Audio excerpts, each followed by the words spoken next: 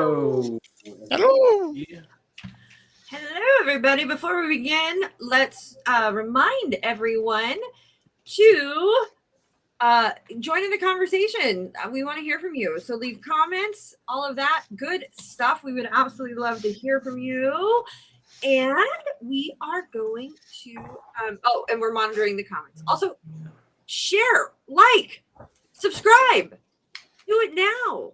We need your support. It's the only way we know that you appreciate what we're doing is by pressing that subscribe button. So please do, and share this with anybody who you think might find it relevant, which is everybody. Because this is coaching skills for non-coaches, which is what's a non-coach? Yeah, what is a non-coach?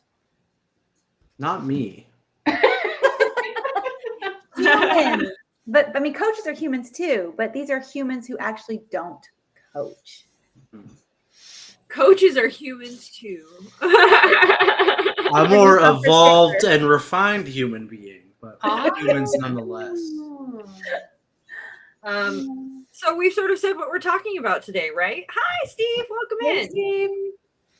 We are talking about exactly what we just said, which is coaching skills for non-coaches. So what we did, everybody had homework. We asked for everybody to prep some skills. You all have to monitor, Anthony, the comments, the comments, because I'm going to have the captions up. So yeah, I'm looking. Who do we want to go first? Who wants to? So we've all got some coaching skills locked and loaded that we're going to share. And I just want to see who wants to volunteer to go first. It won't be me because I have some business to do before we get to that point. So I'll start with the small potatoes, since I'm the only one here without a credential. But you are certified, though. That is true. He's certifiable too. Certifiable. I can grab my certificate somewhere. But yeah, and he's the youngest of all of us, so he should go first. Yeah. Starting with the youngest. So to be more specific, we're talking about coaching skills that we use in our day-to-day lives that are not in the coaching session. We learn them and we use them in our coaching sessions, but we also use them outside the coaching session. The one I like, one of two, is the SMART goals. And Brooke, I do remember what SMART goals stands for. It's specific, measurable, attainable, relevant, and timely, or time-bound. Very good, Anthony. Wonderful job. Definitely was not looking at it on my computer while I was saying it. It did actually look like you were looking at it, but we'll let that slide. Yeah. But the SMART goals, thank you, Steve, for the happy birthday. SMART goals I use all the time when talking to people, or when people are talking at me and they're telling me their problems or the things they want to achieve. Like, I get to pick and choose. Do I want to try to get them to be more specific? Do I want to ask them when they're going to get this done? Do I want to harass them into seeing if it's even attainable? These are all harass them. Oh my God. That's my mode. That's my mode of conversation is harassing, criticizing, girl bossing, gaslighting, things like that. But the SMART goals are very effective because people who are not in the business world, I'll say, or like corporate world, they don't really know what SMART goals are. So it's like new and exciting territory for them. You start asking those SMART questions. The second one is asking the question, how does that serve you? I had a friend recently who was telling me about behavior that he doesn't like doing. I'm not going to be too specific. And he wants to be a different person. But he keeps on getting in this cycle of this behavior, and I've asked him, like, how does that serve you? How is that beneficial to you? And he'll say, it's not beneficial to me. Like, then why are you doing it? It's serving you in some capacity. And that question causes people to very much stop and think about what it is they're doing and why it is they're doing, and then they can reinterpret their behavior. That's really cool that you've done that. That how does it serve you? least they think it's a negative connotation, and it's not. Mhm. Yeah, because people's immediate reactions are, "It doesn't serve me. I don't want this to serve me. I'm a better person who should not be doing this thing." But when it really comes down to it, our behavior serves us in some way, even if it's not for our parents' benefit. There, I'm done with show and tell, Brooke. Well, I just want to say to the last point you made, Anthony, I mean, the challenge with that question is you have to make sure you have that connection and that relationship with your friend, family member, whoever it is, because people can get very defensive. Like, what are you talking about?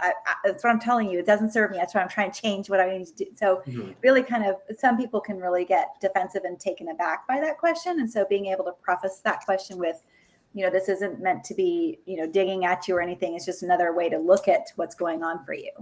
I mean, unless you have that kind of relationship with somebody, and then you're like, oh, I am trying to. Brooke, Brooke knows that my friendships are very antagonistic towards each other. So when I say, "How does it serve you?" I'm like, I'm making it more palatable for a live audience. But it does. Yeah, go on, Dan. Oh, that question does bring up like either the short-term payoff that's taking them away, that the sabotage that's taking them away from the long-term, or the idea of the secondary payoff of what's the real reason you're doing it. Well, there's many times that I've used that question. And of course, like we've all said here, the first answer is it doesn't. But in some fashion, when you think about the choice to go down that path, it has served you in some way. And that hasn't been a bad thing. We've all grown up to be who we are, and there's some reason that we're still using a pattern. How and what way does it serve you? And determining the difference between it doesn't and it does can allow for a possible growth place where you can use that piece on purpose now. It doesn't just show up arbitrarily or our ego get in the way. It does then serve a purpose versus just letting it have its free reign. It's being able, I guess you could say, taking the rein versus letting the horses run free. Taking the rein allows us to navigate in a way that's beneficial. Letting the horses go, we're going to get fallen off that wagon pretty quick. Yeah. And for those of you just joining us, we're talking about how we can use some of the things we use in coaching in the other part of our lives. Is it called the real world, or just kidding? Any part of the world other than our coaching time. With people, yeah. Coaching outside of the coaching container. That's right. Coaching outside the coaching container. That's good. Because we use these things. We are coaches, and so we use these tools when we're not in the coaching container, really, is with that. So I think that's a fair description of what this might be. I also think that you had a really good point there, Lisa, is, one of the immediate things we jump to is that feeling like there's a negative connotation or insinuation when it comes to how is this serving you, but that, like you mentioned, it served you, so it's had a purpose, and what you're recognizing is probably a shift or a growth in you, because you're realizing that it may no longer be something a tool you want to utilize in your life. And so that doesn't have to be a negative thing. It's a sign of growth. It's a sign of a desire for growth. It's a sign of desire for change. And that's actually a really cool space to be in. And being asked a question like that can sort of bring a plan to how to sort of make that change and really sort of get those wheels spinning inside our heads, that we might otherwise not think of it that way, right? Sometimes we just think, no, this is just how I react. This is what I do. But the truth of the matter is we don't have to. We're in charge of how we react to things. So that question sort of brings this awareness to our behaviors and the reasons we do the things we do. So I think it's a very powerful tool. So. Kind of emotional intelligence. If we're going to get down to the nitty-gritty, that's what we're talking about, emotional intelligence. Joy and Success asks, are there circumstances where keeping on the coaching hat can be detrimental or less effective than proceeding differently? There are times where if people know that you're a coach and you start coaching at them, they're going to say, stop coaching me. I can think of Anthony doing that to me a few times. Yeah. I mean, if you know what coaching is and then you see somebody coaching towards you and like it's not in the frame of a coaching session, you might be like, stop it. I see what you're doing. I'll do the work myself. But oh my goodness, we are very curious and want to know, and we don't want to step on your toes to coach you. I have a funny story. And not everybody will be able to appreciate it as much as us in this room. Those of you listening, I'll just fill you in a little bit. So my son has been through CLCI and did level 1 and level 2, and I've been coaching for 4 years. And I often ask him coaching questions, but since completing the courses, he had said something to me in text message, and I sent back a text with a question. He said, I see what you're doing there. Now he knows. A little he knows and can identify when I'm in coaching mode. But because I use it carefully and sparingly, I still have my relationship that is important, but I also will tend to weave in a couple times a coaching question, because it's all about really letting the other person have their experience, right? I don't need to take it away. I don't need to all of a sudden fix or blame or complain or whatever, or shame. So I think that's the safe space there when we're talking about, like, if you continue to use the coaching, well, you'll feel it. You start to feel when there are appropriate times to use it and when you might not. I just imagine like two coaches passive aggressively coaching each other instead of arguing. They're just asking each other open-ended questions. Tell me more about that, Anthony. Yeah, exactly. How does that question serve you, Dan? I'm wondering what's the idea behind you asking me that. How important? I'm just gonna hold the silence on that one. So I mean, but I think that there was a couple words that are really important that came up in there. Hi, Sue. We said sparingly. So I think, if we mix in one little thing here and there, it's one thing. If we're laying it on thick, it becomes fairly obvious, right? The other thing too, I think with that regard to that is you can always ask, like, how do you want me to show up in this situation? What do you want? Do you want me to be co-signing your BS? Do you want me to just be listening? Do you want me to be coaching you? How do you want me to show up in this situation for you? Or two, are you looking for the answer to like a question and some actual actionable advice? Yeah. Sometimes people, they don't want to, own their own success. You have information I need, and I need an answer quickly, Brooke. So stop coaching me. Give me some answers. I need them. So I wanted to go back to, so we were talking about the question, how does this benefit you? And I kind of wanted to give a small example in case there are people that aren't like understanding that. So for a long time, I would pretty much like ask or say that I wanted something to be done. And I wouldn't wait. And then I would just do it myself, right? So my impatience or my control was like, I'll just get it done. And how that was serving me was that things would get done, right? But when I started to stop doing that and kind of let people do it their way and not control it so much, I had so much more free time on my hands. And so when we ask that question, well, how does doing things you want other people to do benefit you? That positive benefit is that it gets done, and it gets done the way I like it. But then the other way is how it's not serving me is that I'm exhausted, I'm tired, I'm depleted, I'm spending my energy here, there, and everywhere for other people and not for me. And so when we ask that question of our friends, like out of the coaching realm, which is what we're talking about today, it's this opportunity to have a friend think about, why are you still doing this behavior without the judgment? Or even possibly pick and choose the times. And I mean, you could even create, like Anthony brought up SMART goal earlier, you could even make a SMART goal around it. When do I bring it up and when do I not, activate that? Yeah. Hi, Robin. I know. Hi, We've been Oh, talking a it's whole him, lot. Robin, Steve. We've been talking a whole lot about the examples I brought. Someone else, it's time for show and tell. Brooke. Oh well, okay. Yeah, there a few things came up that already, we can go into one of mine. Which let's go. We'll hop in since you said me. But so one of the, and this kind of dovetails with a little bit with one of Dan's, and it's one of my favorites, and that is sort of harnessing creativity or no, curiosity, like becoming a person who is genuinely curious about other people and what they're doing.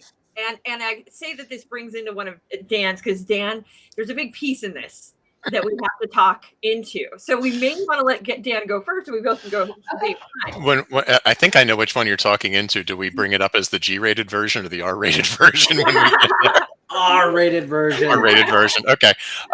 We'll do it on the tail end. I think it's you go first. So I think one of the things that we as coaches, we can create this sort of curious spirit in our coaching sessions where we are not thinking about us, what we would do, what our thing is. All, what we're doing is being genuinely curious about what other people are sharing with us. And this, I think, is such a powerful tool to building relationships with people, where instead of talking about ourselves, we get really curious about what somebody is sharing with us, and we really put on that this concept of wanting to know more about what somebody is sharing. So, like, if Anthony, or let's go, Misha, tell me something about yourself. Well, okay. At the moment, I was checking YouTube to see who else was on YouTube watching to accompany Steve. But when you say tell me about something about myself, I am a singer-songwriter and I love singing music, but I don't play the guitar very well. And so since the pandemic, I had to teach myself the guitar, and it's still not very good. And I'd really love to find a guitarist. So there are a few options of ways I can go in this conversation. I could go, wow, I've always wanted to play guitar too, and I used to sing in choir. That's so cool. Or I can put on my curious hat and I can go, oh my God, you're a singer-songwriter? What? Tell me more about, like, what do you do? What do you sing? Yeah, I write my own music, and so I've been classified as kind of Americana, but I also write in French and Spanish and English, and it's kind of folk Americana, and I love it. And I'm also a social justice songwriter, so I write songs about what's going on in the world and what could be changing if we had the strength to do it. Have you ever performed of it anywhere? I did not know this about you. I think this is genuinely super cool. Yeah, in fact, I ended up writing almost 25 songs during the pandemic, and before then I was in bands, and so I'm trying to get back. I've been attending. Oh, we lost Lisa. I've been attending open mics, and I'm going to be actually performing at a place in Berkeley, California, not too long from now. And yeah. Okay, so this is so cool, right? This is the power of having a creative spirit, right? Like, I just learned, all I did was ask Misha to tell me something about herself. So immediately, a curious question, right? Open, free to go anywhere. And then I just learned something really extraordinary about her. And it became more and more extraordinary the more curious I was. And so I think this is and I could have kept going, and I would have, but we would have spent the whole time with me asking questions about her singing. So I think this is such a powerful tool for you to learn more about the people that are in your life. And I think it's such a neat thing. There was a YouTube video I watched a while ago where it was a woman in a room who she was like, anything is possible if you ask. And so she would pull somebody up and she would say, I was just thinking about that. Yeah, she would say, hey, what do you want? And that person would express what they want. And then, okay, well, what's stopping you? And then they would say, well, this, that, and the other. And then she would pause. And somebody in the audience would raise their hand and go, I can help with that. And all of this is born out of this creative sharing spirit where people are sharing and being curious about other people. And I think that this tool can be such a magical thing for learning about the people in your life and what's going on with them. And a big piece of this, though, that's important, and I kind of talked about it at the beginning, is this piece of being willing to not make it about you. Yes. And being willing to just really be curious about this other person, this other thing outside of you and outside of what's going on with you. Just genuinely being curious about somebody else, checking that ego, checking that judgment, and which is where Dan's going to come in, and just really getting in this creative and curious. It's almost, for me, I feel youthful when I do that. I don't know why. I get like excited and I feel young, like I want to ask a million questions, and I think it's such a powerful tool. So, well, this plays in, before Dan goes, this plays into my tool, which is 80% other person, 20% me. And so being willing to have that space or that stage, whatever you want to call it, that space where our friends, our family, our coworkers can share who they are and be celebrated and enjoyed by us, right? Because when we start going in same story or me too, and then it's like, it just bounces back to us. That's not connection. There's an opportunity for connection. Now, I will tell you, I have had friends where I ask them questions and they answer and they answer and they answer, and they never ask me a question. Those friends are no longer. Okay. Because it's not, so at some point it's got to be mutual, right? But I think that, there's a difference between narcissism and there's a difference between the 80-20 rule, where we get to actually explore and learn and enjoy the people in our lives. So yeah, it would have been kind of like exciting and at the same time off-putting if you, Brooke, had responded in the way that you did. Oh, I want to learn how to guitar, and that'd have been like, oh, deflation. I don't get to enjoy sharing who I am. And I got really excited when you got excited. So I just wanted to add that, because that 80-20 rule is so beautiful. It doesn't mean I have to shut up, but it means that I get to participate, but I'm now letting the focus be on this other person. And I love it. And maybe you said this because I checked out for a second. I had glass splatter all over the place, but part of giving that space an invitation for that other person to share who they are is a grounding spot, I think, too. I think it's a respectful behavior, because in turn, and we hope, like Misha said, with some friends she didn't get that, but in return, we get that same kind of behavior, so that we are really getting into more depth of sharing who we are. That's real connection. There's too many times that people will think I'm relating to what the story is, as Brooke could have done that story. I'm relating to that, and I want to make sure I know exactly what you're talking about. And that just takes away from that whole feeling of connection. Well, and one thing that I love about CLCI is that we have a CLCI staff fun channel. So we all get to know each other through what kinds of fun things are we doing. And I think if anybody's working for an organization, that would be such a wonderful thing to add, because we get to put in pictures or events and it doesn't take away from the work that we do. It adds to it, because we're excited about what other people are doing, including newborn babies and whatever else. So. Actually, those are billable hours that I look at. I make sure I'm Really? on the clock. I make sure I'm on the clock when I look at that channel. Yikes. You guys owe me a lot of money then, because I have not been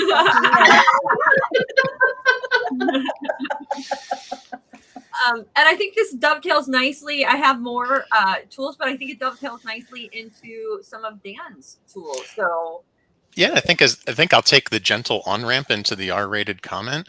Okay. And when Brooke said there were two different options, I could say, oh, I've done something similar versus tell me more about that. There's the real shift between interesting versus interested. The lens back to the other person of, oh, I've been there, I've done that, is the interesting side. But the interested of tell me more about that, to help the other person feel seen and heard.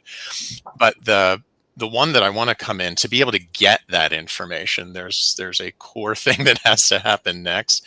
And who would have guessed that 3 words from the theme song of Shaft would be the thing for this? And that's shut your mouth. We keep talking on top of each other. We ask a piece of information, we pile on and pile on and pile on and not listen. And it's just like, that's a Lisa one. I remember her story about that.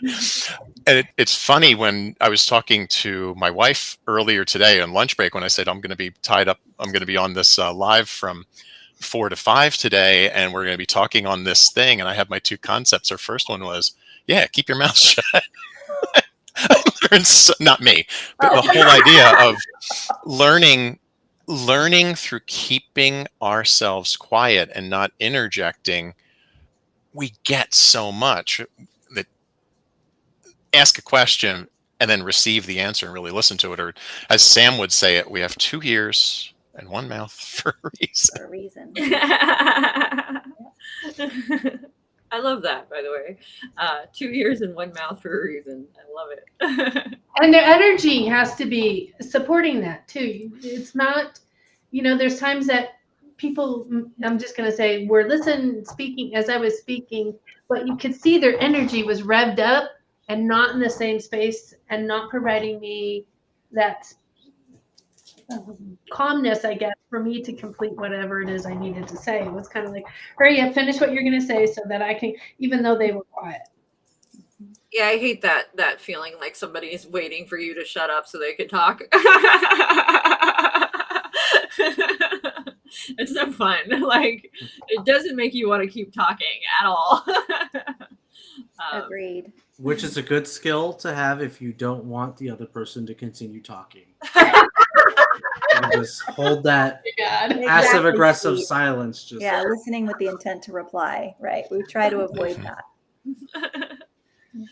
It's a good way to get people to volunteer information too, because people like to fill silence. And if you just are patient, it'll be filled with things. Well, and I hate to say it this way, but it's also a good way to close a sale, because we take away the discomfort from us and we put it on them, and they get to decide, is this the right thing for me? If we're quiet and we just let them sit with their own thoughts and their decision, they'll say, you know what? Yeah, I really want to do this. Mm-hmm. Or, nah, I'm not ready. But we let them take on that energy. And so those of you who are in sales or whatever else, that's just another tidbit. Well, I don't say anything on the phones. I'm just dead. It doesn't even have to be a sale, right? We can just, sitting in that silence can just help somebody gain some clarity as they sort of are kicking things around inside their head. Yeah. I've learned to sit quietly on phone calls with my kids. A lot better being a coach. Man, as a kid, and I'm thinking of that's like a high pressure moment when it's just silence on the other end from your parent. Well, yes, unless you're used to your parent always jumping in with advice, and now all of a sudden your parent's just listening, right? I mean, it's a very different twist, right? If they're, so I mean, I found that my kids like the opportunity to process, what. I just pictured, like I'm in trouble, and then there has been that, but I'm not allowed to tell that story. Sorry, are you there? But not hanging up either. Just. What's your other one, Brooke? I have a couple more. One of my other ones is, and it's sort of a noticing, I think, and it's a way to bring awareness to our own thought processes, and that's this an awareness around what black and white thinking is, and the use of words that are, infinite, essentially. So always. Using words like never, using when those sort of things come out of our mouths, it's a very black and white concept, and we can notice it in ourselves, and we can notice it in other folks as well. And I think even asking around that it becomes a very powerful tool. So, like, you've got somebody complaining or so, and they say always, you ask around the always, and it's sort of this beginning to recognize these black and white concepts that are so prevalent in our culture, especially in an American culture and in the English language. We have just a lot of very black and white descriptions of things and words and qualifiers and quantifiers, and a lot of times those qualifiers and quantifiers are quantifiable, and so it's like the word TOO, two. What is two? Can anybody tell me what two is? No, we have no idea what two of anything, and that means too much, too little, too old, too young. I mean, yes, there are some very defined 21 drinking under that age is too young, right?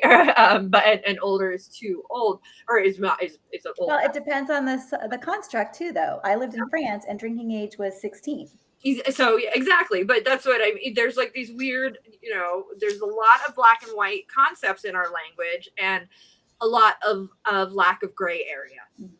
And what's halfway between always and never, I guess sometimes, right? Which also, that's nice, right? You sometimes do that. Feels a lot nicer than you always do that, or you never do that, right? There's some when we adjust to a more neutral language, it's a lot less judgmental and accusatory and definitive. And I feel like when somebody defines me with a word like always or never, it's really hard for me to want to work. I either go two-way. I either go, I'll show you, or I go, I'm like, well, what's the point? And it's it's a very defeating use of language. And so I think bringing an awareness around words like that is a very powerful coaching tool that we use with our clients, and also we can use with ourselves and also out in the world when interacting with other people. Thoughts? That one kind of it somewhat also dovetails into my other one of checking assumptions at the door, and rather than just running with what our definitions are of what the other person is saying, start asking into it to get understanding. Yeah, because we don't know. We don't know, right? Why? What is always to you? What even is, and is that always true? And not having these assumptions that maybe what somebody is sharing with us is true. Well, you know what assuming does, right? I do. It makes a beep out of you and me. We can say ass. We can say. Oh, we can say ass? Okay, it makes an ass out of you and me. It was a trick. I like Misha, get out of here. I'm fired. But let's move over into that, unless you have any more thoughts on the black and white thinking. I think that would dovetail beautifully into Dan's check assumptions, ego, and judgment. I'll just add, I think, that extreme thinking can really be a debilitating place for people to be, especially, our friends and family and coworkers. And so, yeah, absolutely. She's thrilled to say it. Yes, Steve, I was. I spent so many years raising kids, and it was at a certain age that I was allowed to cuss. Anyway, in the home. So I think that when I'm thinking about not only, I hear someone say that and leaning in and asking about that, to be able to ask what are some examples of when it actually has been this way or hasn't been this way. So just, again, back to that curiosity, right? If you're in a fight, don't use it though. Don't ask for the examples. Don't. No, that would lead into my topic of boundaries. Although I have like that has come up where I caught myself saying somebody always did something and I was mad, and then I've also been called on it, and it does make me check my anger or frustration, because what I have to do is step back and go, wait, okay, maybe that's not always true. And then that sort of it turns the volume down on where I'm frustrated. And then I can sort of start to work in a space that's more flexible and understanding, right? It for me is a big red flag that I'm in a sort of triggered space when I'm using words like always and never. That for me is like, that's a red flag. Okay, well, Brooke, you're probably triggered right now because that's not always true. And some people are at that place in their life, Brooke, Yeah, and some people are not. So exercise caution, everyone. I never use those words anymore. Done. So Dan, let's move on over to you with your boom. Ooh, check assumptions and ego at the door. It's so easy when we're talking, and this kind of piles into all of them. The same story example. I was at the post office today shipping out something, and there were two people in front of me. I assume they knew each other. just commiserating on who could pile on top of the other person's share how their life was worse. And it just kept but no, you won't believe what happened to me over here. It was fascinating to watch. And then like all the assumptions, they never really connected on any point at all. This one person heard some keyword that was either a glimmer or a trigger, and they ran with it. And they were a dog with a bone that wouldn't let it go, rather than just being present. And their ego, we had ego, their ego took over. I have to be more. I have to tell you how much worse my life is, or how much better my life is, I have rather the than just most being with. worst life And- ever, and you cannot. I was at the grocery can't store and stop I that. heard 3 people doing the same thing you were doing, but worse. 50% increase. I love it. Yeah, there's that. I'm not going to go into any further detail, but my experience was better. My assumptions, were they old folks? Well, old is relative here. I am the second oldest one. They were younger than me. Yeah. There's been so many, I've had many of those moments where I'm sitting there and I'm like in a conversation where my coaching insides are like, I want to, if only they knew. Like, and I just like, okay, just let it go. Let them do what they're doing. Let it go. Let it go. Right? That's the song of a coach. Was that Spork or Marble? Yes. Had a cat dance. And Taking my let's cat. talk a minute about checking that ego and that judgment and all of that. That's kind of hard to do sometimes. So how does somebody do that in a conversation? Is there any like tips, advice, tools that you might offer up for somebody who wants to be less judgmental or less ego? That's kind of difficult because as trained coaches, we are told and instructed to leave the ego at the door and to leave judgments at the door. Real world, we don't have that ethical obligation to do that. So it kind Is of coaching comes the down fake to- world? Yes. It is. It's a structure. It's a more structured world with certain rules of behavior for the coach, some rules of engagement. But out in the non-coaching world, there's no rules of engagement, and people's ego, or at least I can speak from my experience. My No ego rules and of engagement. judgments. I'm going to go back to Brooks on that one. There are 0 rules of engagement aside from what you are lawfully obliged to not do. So I have a question that I tend to ask myself when I see somebody doing something that feels odd to me or unnatural or maybe even wrong. And I ask myself, what do I really know about them? And that really helps me kind of step back a little bit and kind of go, okay, wait a minute. I don't really know that person. I don't know where they came from. I don't know what they've been through. I don't know why they are doing what they're doing, but they have a reason for it. Now, obviously, if it's criminal, that's a different story.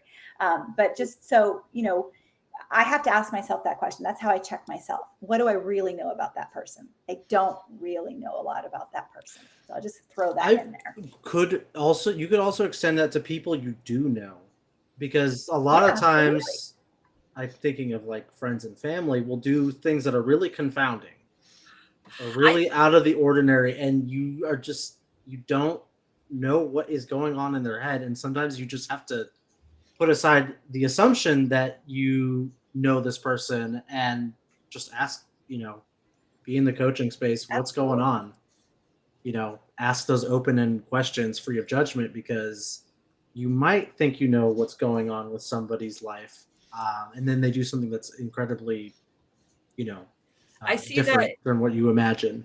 all the time in the relationships where like you're getting one side of the story or just like one tiny sliver in a moment of the story. And I learned at a younger age not to have too much of an opinion in those situations and be a listener, because a lot of times you're only getting like 5% of the full picture, right?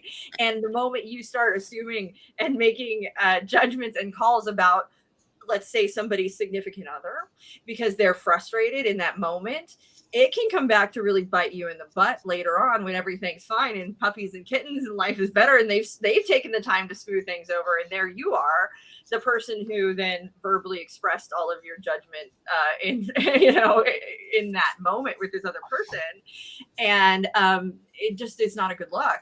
And I realized too, a lot of times people aren't sharing the full picture when it comes to their relationships. They're really not. And there's an agenda, there's other things, there's that we're just not even aware of. And so I learned, and I guess it's a great coaching skill that I didn't even think of now, to just shut up and listen in those situations. Like, just shut up and listen, because anything I say is probably going to come back to bite me at some point. Be supportive, be an understanding, and just leave it at that. Providing grace in that space, because oftentimes what affects us today doesn't affect us in the same way tomorrow. So that's what you describe. And I might go down, that slippery slope of being irritated and angry, and sometimes you just need to go down that path. But by tomorrow, I'll be over it and like on to the next thing. Well, I know. So for any of you out there who are raising teenagers, I'm done. Yeah. But what I remember, there were a couple times where I was like, terrified, scared, like, where's my kid? What's going on? And I was making all these assumptions that something was wrong or something happened to them. Then they walk in the door and I'm pissed. But instead of being pissed, again, checking myself at the door or checking them at the door. But, it's like, what's going on? I'm glad you're home. I'm glad you're safe. Tell me, let's have a conversation. What happened? And when we approach it with love and curiosity and compassion, then, sure, there may still be some grounding happening, but at least there's some more, there's compassionate communication instead of assumptions and anger and frustration. And I saw this. And relief that they came through the door. There's that for sure. I saw this really cute video of this kid, and it's on a ring cam, and he's bringing home this like drunk teenage girl, and like gets her in the house and shuts the door, and then he turns to the ring and he said, "Hi." He goes like, "Hi, I'm so and so. I'm totally sober. My girlfriend's in the car. I just wanted to make sure she got home safe." And then he goes and gets to the car, and I was like, man, there needs to be more of that kid in the world. That kid is awesome. and also like how, I mean, as a parent, right, you're upset, but also so comforted that like your child made it home safe and alive, and they may have, gone out and gotten a little crazy, but at least they're home and safe and in bed. And I was like, oh. Yeah. I mean, I know a situation where a couple was out and the parent was very frustrated because they're watching them on the GPS or whatever. And the Uber driver had to go a different route because of construction. And it literally took them 45 minutes extra to get home. Yeah. And so once there was the calm down, and not assuming that all of a sudden they're out and, whatever, they were able to have a conversation about it and go, okay, that makes sense. Thank you for letting us know. But if we don't create that space, then we can be angry and with no real foundation. And I can imagine that parent, if that kid hadn't turned to the camera and said, "Hey, I'm so-and-so, my girlfriend's in the car, I'm sober," how many assumptions that parent could have made, right? And that kid could have been persona non grata, and it turns out he's, a wonderful human being. So, yeah. Conscientious. Mm-hmm. Lisa, do you have any coaching skills and or competencies that you like to bring No. into the? Just kidding. Did Dan Sounds do good. both of his? The check your assumptions and shut your mouth. Yeah. Or STFU. STFU. SYFM. So I have used many times that scaling question 1 to 10.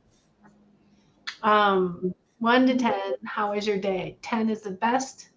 1 is the worst. I used it with my 7-year-old grandchild the other day, and I got a better story from her and telling me about her day than I normally would have. So she shared me what was the best about it, and she shared with me about what was not the best about it. So she got into more details at 7, right? In more details of how her day was amazing, and the friends did this and the friends did that.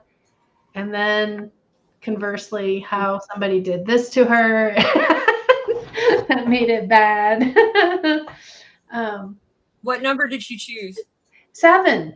7. Okay. And I'm like, can you tell me about the 7? I did it just the way we would. Tell me about the 7. Well, 7 was, and then she just went off on her own little sharing. And I thought that was really a fun thing. And then I started doing it every day, and she goes like, I'm done. I don't feel like talking. So I'll use it every day. Gotta find a different question. Yeah, no, I gotta find a different one. Sometimes when I am the one answering the scale of 1 to 10, I'll have to qualify if it's a logarithmic scale or like a linear scale, because then like 7 is like okay, and then 8's like that's not really likely, and 10 is like impossible. So we never reached a 10 or a 1.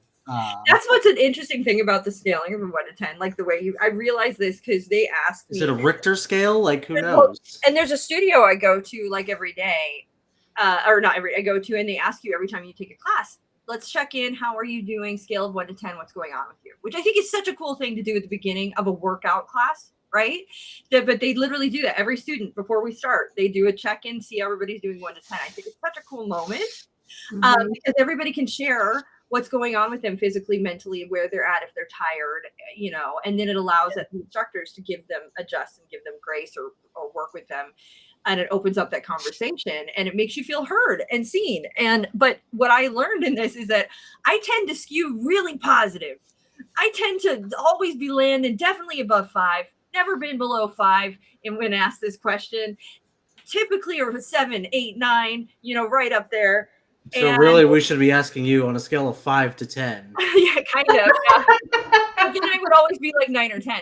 And then there are people who like always are sitting like right around 5 or 4, and they never get up to the higher. I found out though, in some of the classes, depending on if somebody gives like an 8 or a 9, they're going to give you harder tricks and work to do. And so like they like skew lower to make it easier on them.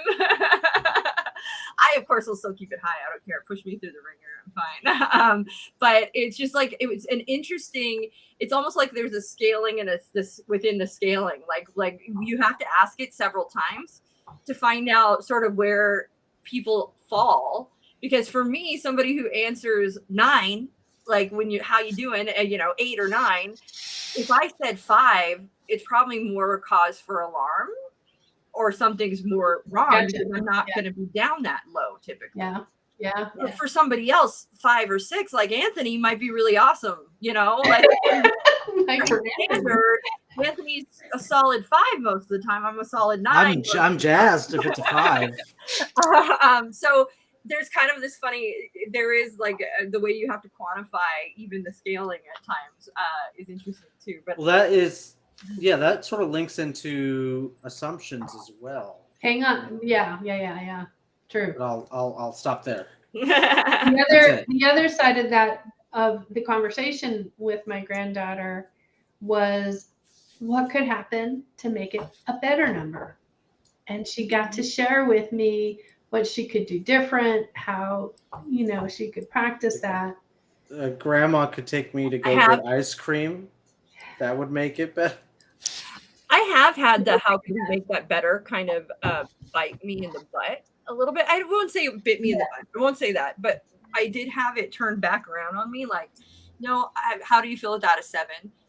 Is there a way we can make that 7 an 8 or, something like that? Is there, tell me, even if it might have been, tell me about, the 7 and on the scale. And they were like, no, I feel like 7 is good and solid. I don't want it to be better. If I'm more solid in this, then what I'm going to do is set myself up to fail. And like they were like, I think the question that goes with that scaling is what's your satisfaction with your number? Yeah. Find out from them, like, again, not only define it, but how satisfied are you? Is this where you want to be? Yeah. That's a very good question. Like that. How do we feel about our 7? And because I like to remind them, no judgment here. These are your numbers, not mine, right? What's interesting for me with the question around the scaling is I think it's just another window into different ways to communicate with our loved ones. Yeah. Right. So my mother, she came up with the greatest way of asking my kids how their day was. And it was a huge vocabulary word that none of us had ever heard. And she would ask them when she came over to visit or for dinner, tell me something scintillating about your day. And it was so the kids still remember it. They're in their 20s and 30s now, and they still remember the word scintillating because it was like just a twist. I'm like, wait, what? Tell us what? Tell you what?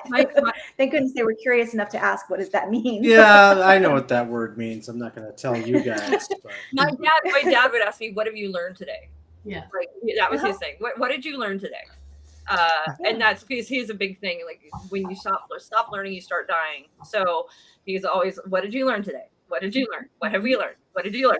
What did you do during recess? Not how was your day, because they'll say fine, or they'll say okay. But what did you do during recess today? What was your favorite part of the day? What'd you have for lunch? Right. Well, I usually knew that one. Well, no, actually, that's not true because they had a share basket in the cafeteria and they traded food. You have no idea what happens to lunch once they get on campus. You have no clue because I know now, but an entire economy of its own. Dan, I see you. Yeah, and I wanted what I heard there when you were sharing the idea of the scale of 1 to 10, and do they want to take it to a number?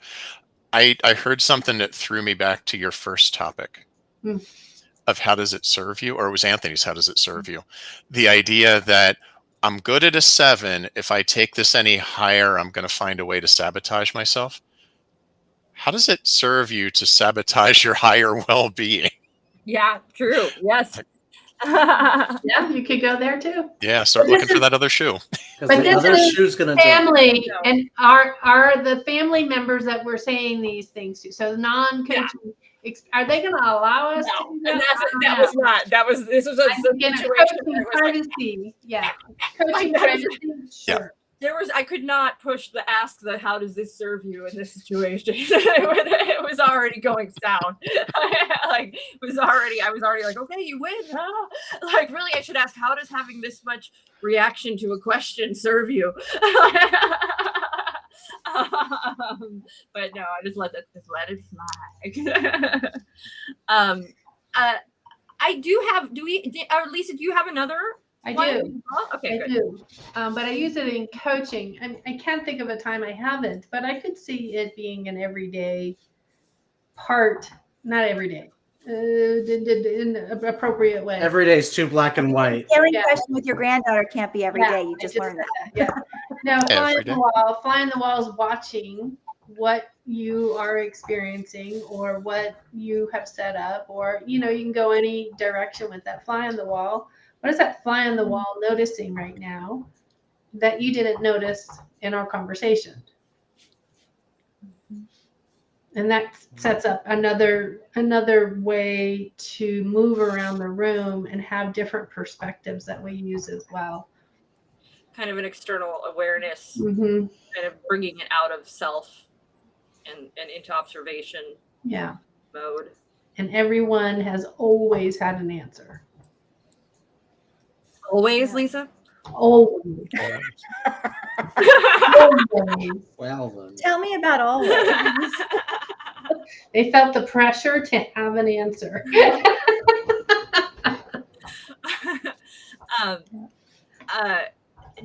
I think that too, this is one of those like powerful question moments, right? In that fly moving. As you were sharing, it was like, it struck up the thought, like, okay, how do you get someone to switch a position? And why don't you stand up and tell me that? Sit down and tell me how you feel. Yeah.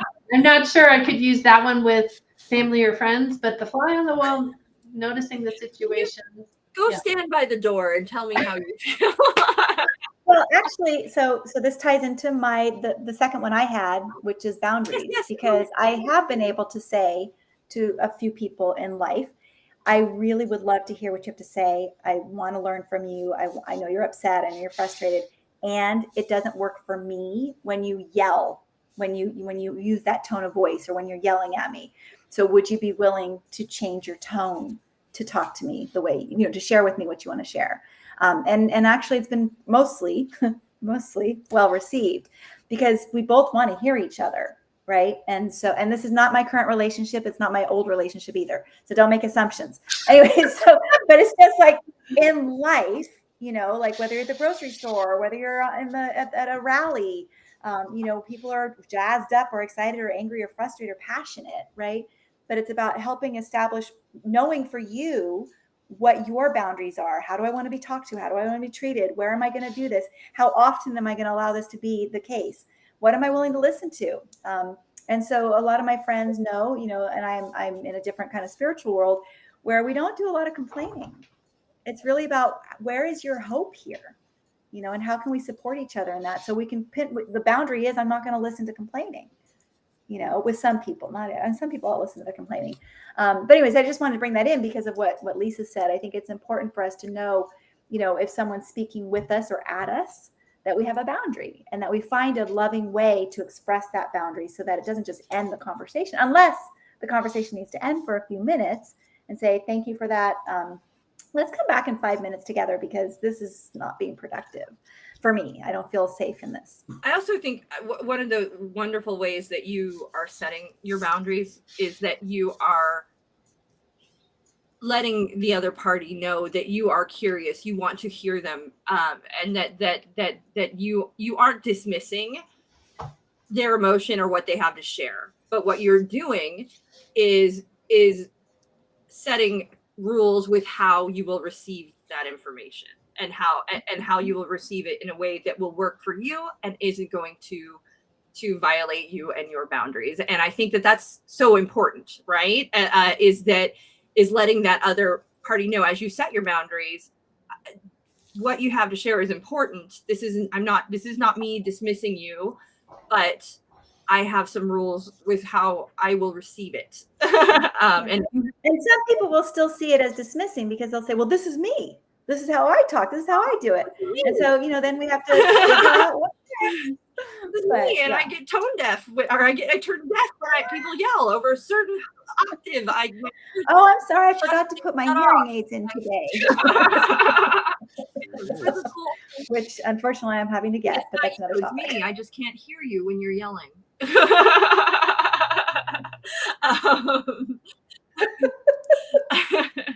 I think too, another great thing in this space is and it's almost like a proactive moment, is asking somebody else what they are willing to or able to receive before you share.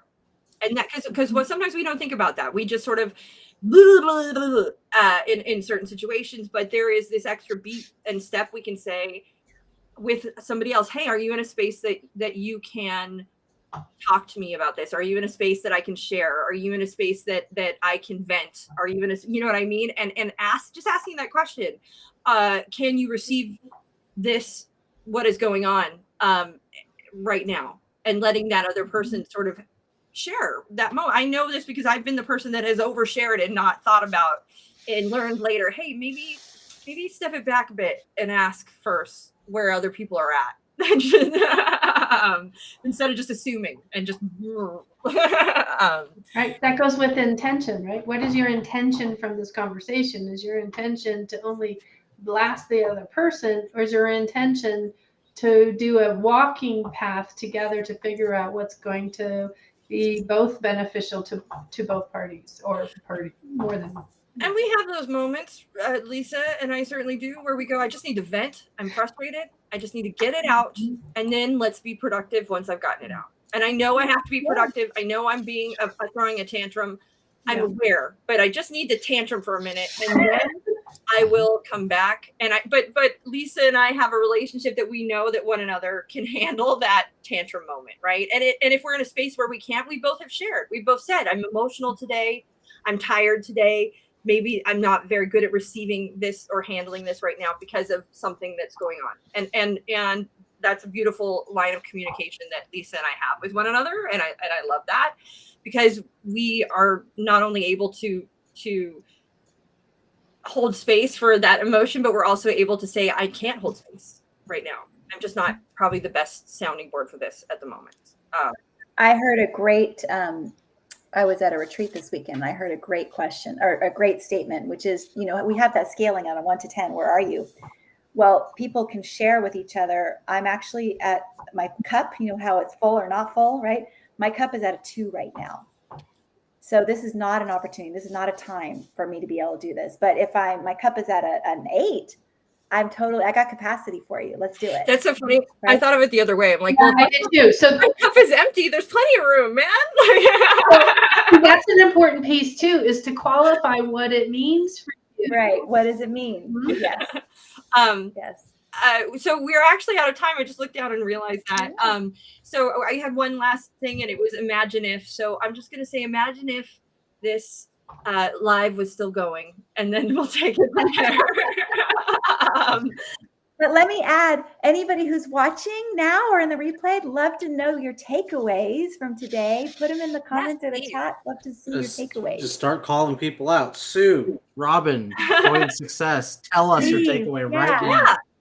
What are your takeaways? And also, if you're a coach and you've taken our classes or you're coaching, is there a skill we missed? Is there something that we Or anyone in the skills we replay? missed? So is there a favorite definitely, yeah. favorite skill What's your favorite favorite skill that skill you you use have in that we didn't real mention? life? So share that. We'd love to hear it. Thank you for that. Yeah.